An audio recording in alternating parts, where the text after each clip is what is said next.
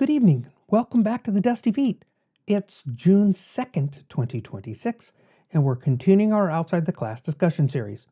It's a journey. It's through the TaNaK, the Hebrew Bible, the Old Testament. The idea behind Outside the Class is simple.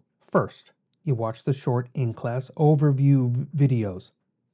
Because in this series, we're going to be walking through the books of the TaNaK in their original order.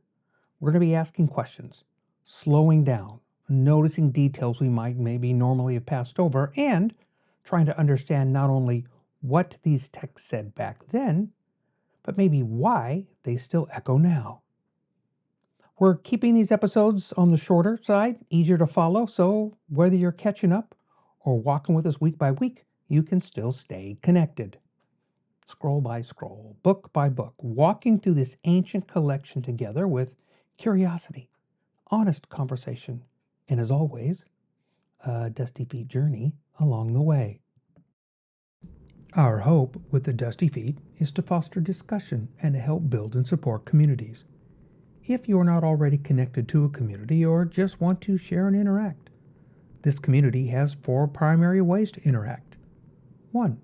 TheDustyFeet.com. That's our primary place to find everything. You are always free to comment. 2. Substack. Link is in the description below. It's designed around the written and spoken text. It's a place to connect to ourselves and others. 3. Facebook, at the Dusty Feet. These videos and other videos are also available for comment and discussion. 4. And as always, you're welcome to send an email to bob@thedustyfeet.com. These places, they will be moderated and guidelines will be set to ensure healthy, safe discussion. And of course, before we jump in, quick reminder, if you find these discussions useful, please click the subscribe button. But if you think someone else might enjoy exploring the scriptures the way we are, then that's when you hit that like button, because that really does help more people discover this series.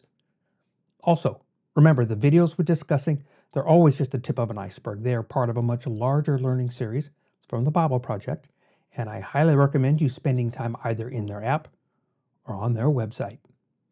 Because along this road, we're going to be asking a lot of questions. Questions about the text, its context and history, about people, choices, patterns, meaning. The answers? Well, let's see where the dusty path leads, yeah? So, Kings, first scroll. This is our part 7. Preparation for this, please read 1 Kings chapter 5. Going to be helpful. So in our last discussion, we saw the height of his wisdom displayed, right? The kingdom's at peace. The people were prosperous. Leaders from surrounding nations, right? They're hearing about Solomon's insight, and they're actually coming to learn from him. We even mentioned that light to the nations phrase, yes? So now the story, begins to shift again. Because wisdom by itself, it's not a destination, right? Wisdom is maybe also meant to build something. And in 1 Kings chapter 5, we arrive at one of the most important building projects in the entire Bible, second probably only to the tabernacle itself. This is the preparation for the temple. Because what I find fascinating is that in this chapter, because it's not actually about building the temple, right? It's about getting ready to build it. And perhaps there's a lesson hidden in there, right, that we've had for a long time, because Scripture spends an entire chapter talking about preparation before a single stone is placed. When most of us think about significant accomplishments, we tend to focus on finished results. We admire completed buildings, finished books, successful businesses, even restored relationships. But rarely do we celebrate the years of preparation that made those things possible, right? Yet preparation often, that helps determine the outcome. At a minimum, right, it's going to give us a picture of the effort. Put this out there, which might actually be the substance of a, I don't know, testimony. But that's where we find Solomon, right? The kingdom is stable. The borders are secure. The nation is experiencing peace. And now the time has finally come to fulfill something that began long before Solomon was born.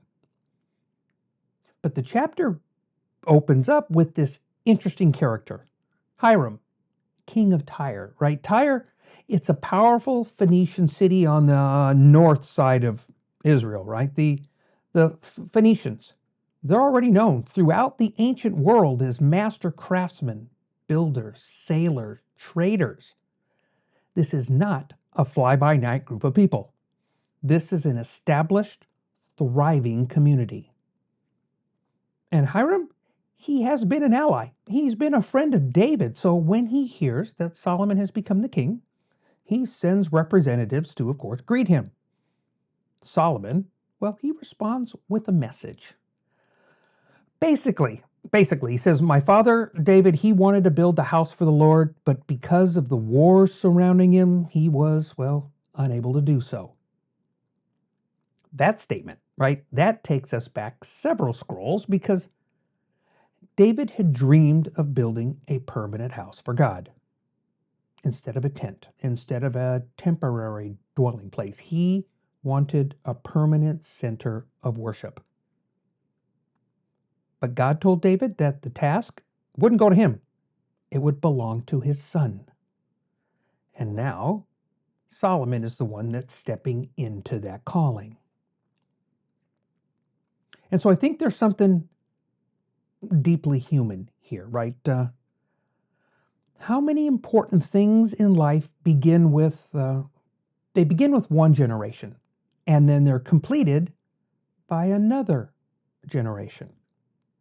Parents, they plant seeds in their children that they hope they'll be able to harvest. Teachers, they invest in students who hopefully will eventually surpass them. And builders, many begin projects that they may never see completed. David dreamed the dream, but Solomon would build it.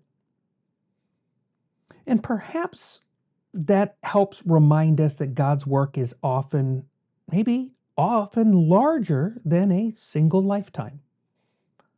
We live in a culture obsessed with immediate results, right? Our prayers are often focused in that direction. I want it now. But Scripture often operates on what we see as generational timelines, yeah? Abraham was told about moments like these. This is the playing out of promises kept. This is covenant imagery. Remember, God is patient. But did you think that what's going on, is part of his patience? Because we know that God is so much more patient than we are. So Solomon asks Hiram for cedar trees from Lebanon.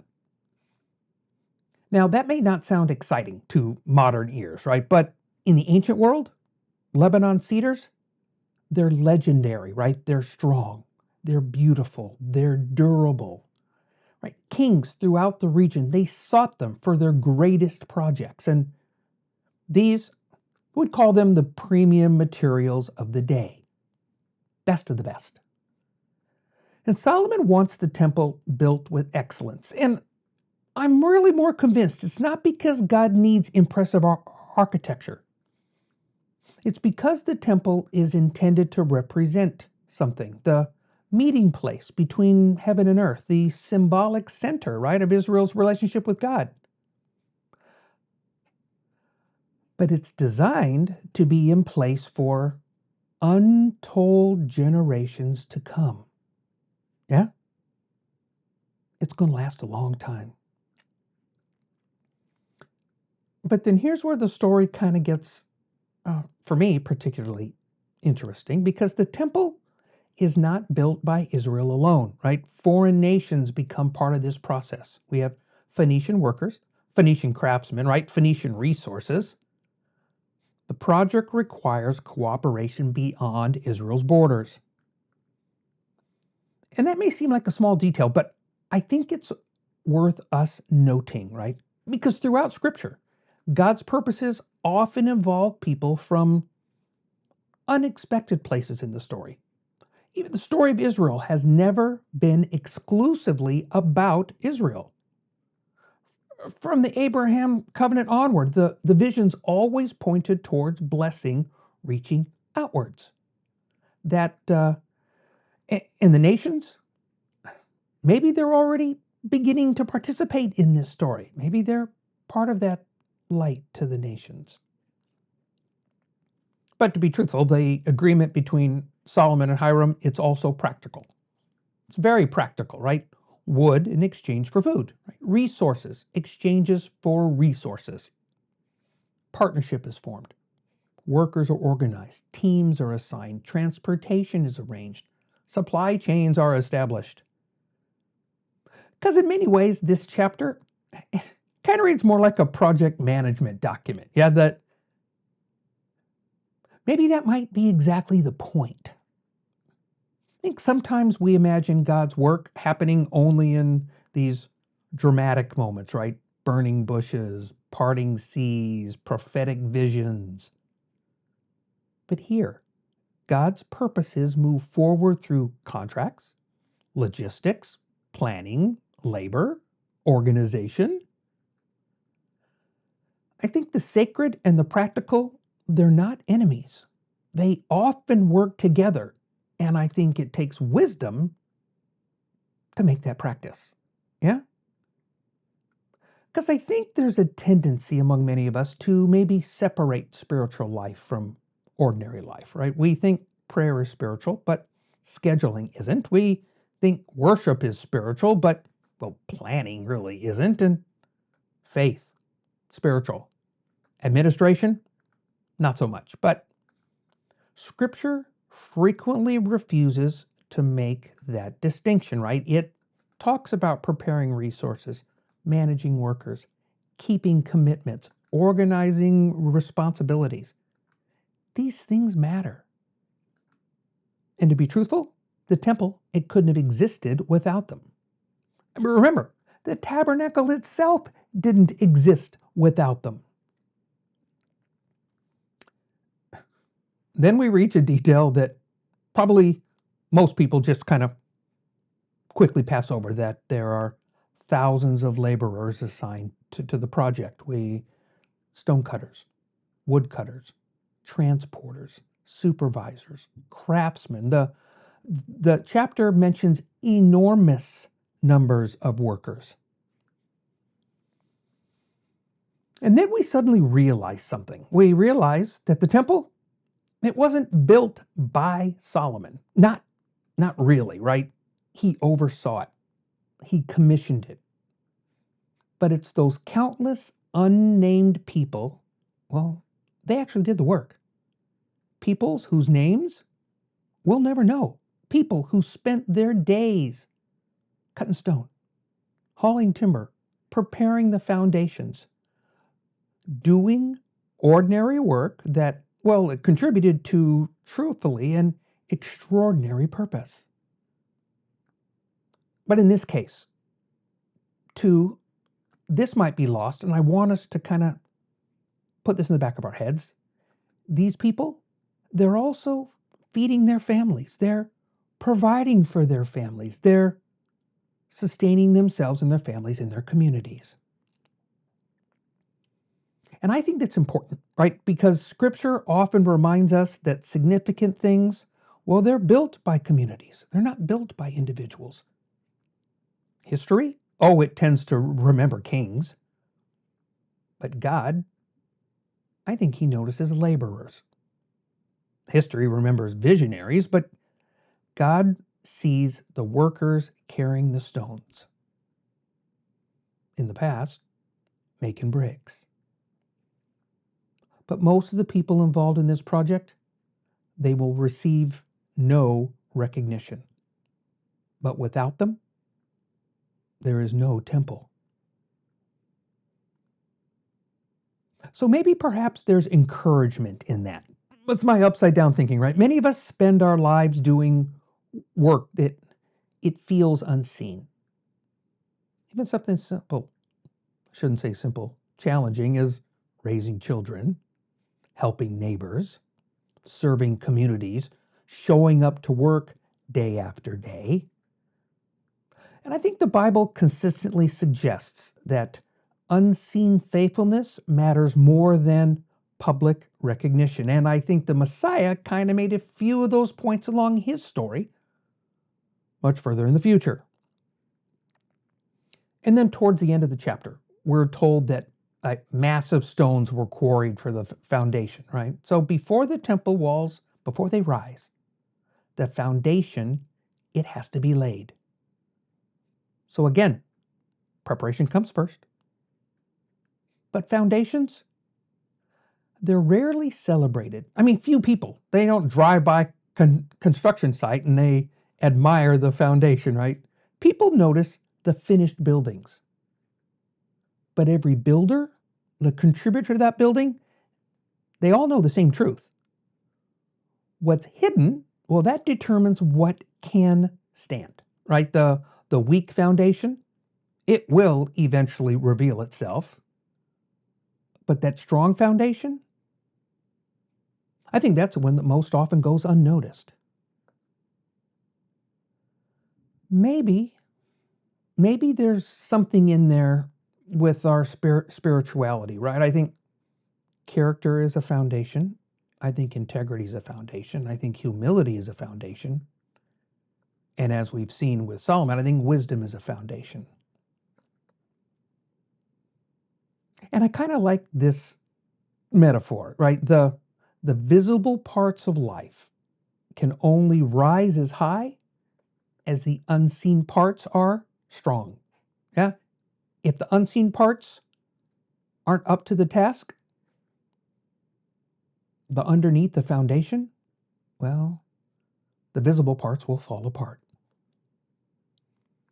So I think perhaps this is one of those great themes of 1 Kings chapter 5, right? It's preparation. Patient preparation, not rushing, not skipping steps, not demanding instant results, but preparing. In this case, for something sacred. Because before God builds something through us, well, at times he often, prepares us for it. Before the temple comes the planning. Before the structure, that the foundation, and before the visible work, well, that comes with the invisible work. Wrapping this up. It is worth remembering that this chapter stands between the promise of the temple and the fulfillment. Yeah, the dream, it exists. The resources, they're gathering. The workers, they're assembling. And the foundation stones, well, they're being prepared. Everything is moving towards something greater. We're just not there yet. And maybe that's where we find ourselves sometimes. So sometimes we're between that, what we vision, promise, and fulfillment, between the vision of something and the completion, between maybe a perceived calling and the accomplishment. That waiting, that preparing, that trusting. Maybe it's just doing that next faithful thing. But if that's where we're at, then perhaps this 5th chapter in 1 Kings, which you would never expect to see as encouragement, well, I think it offers that quiet reminder that preparation, it's not wasted time. There are other people involved, people you wouldn't expect. The unseen before the seen. So sometimes in that preparation, we may never even see the finish, right? But I think that really is the work as well. Something to ponder. So thanks for walking this dusty journey with me. Yeah. And as always, if these conversations are meaningful to you, consider subscribing, sharing them with others who enjoy exploring Scripture as thoughtfully and as honestly as we try to do. And remember that these discussions, they're not about arriving at easy answers. They're for discussion. They're to talk amongst ourselves. They're for us to learn to walk the path carefully with curiosity, with humility, right? Maybe with a little more wisdom, well, along the way. Good evening and shalom, shalom.